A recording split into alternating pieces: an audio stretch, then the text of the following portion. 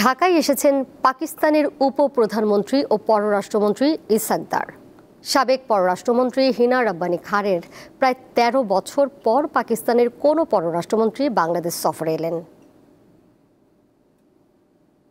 দেড় দশকের অচলাবস্থা কাটিয়ে সম্পর্কের সবচেয়ে মধুর সময়ে এখন বাংলাদেশ পাকিস্তান। এমন বাস্তবতায় ১৩ বছর পর ৩ দিনের সফরে এখন বাংলাদেশে দেশটির উপপ্রধানমন্ত্রী ও পররাষ্ট্রমন্ত্রী ইসহাক দার। শনিবার হযরত শাহজালাল আন্তর্জাতিক বিমানবন্দরে ইসহাক দারকে স্বাগত জানান পররাষ্ট্র সচিব আসাদ আলম সিয়াম। ধারণা করা হচ্ছে ৭১-এর গণহত্যার জন্য আনুষ্ঠানিক ক্ষমা প্রার্থনা ও পাওনা আদায়ের বিষয়ে আলোচনা হবে তাঁর এই সফরে। আন্তর্জাতিক সম্পর্ক বিশ্লেষকরা বলছেন, পাকিস্তানের সঙ্গে বাণিজ্য বাড়ানোর আগে রাজনৈতিক বোঝাপড়া মিটিয়ে নেওয়া উচিত। প্রভিন্সিয়াল ফান্ড থেকে বিভিন্ন মানুষের ফান্ড এবং তার অঙ্ক করা হয়েছে মনে হয় $4 বিলিয়ন মতন মনে হয়।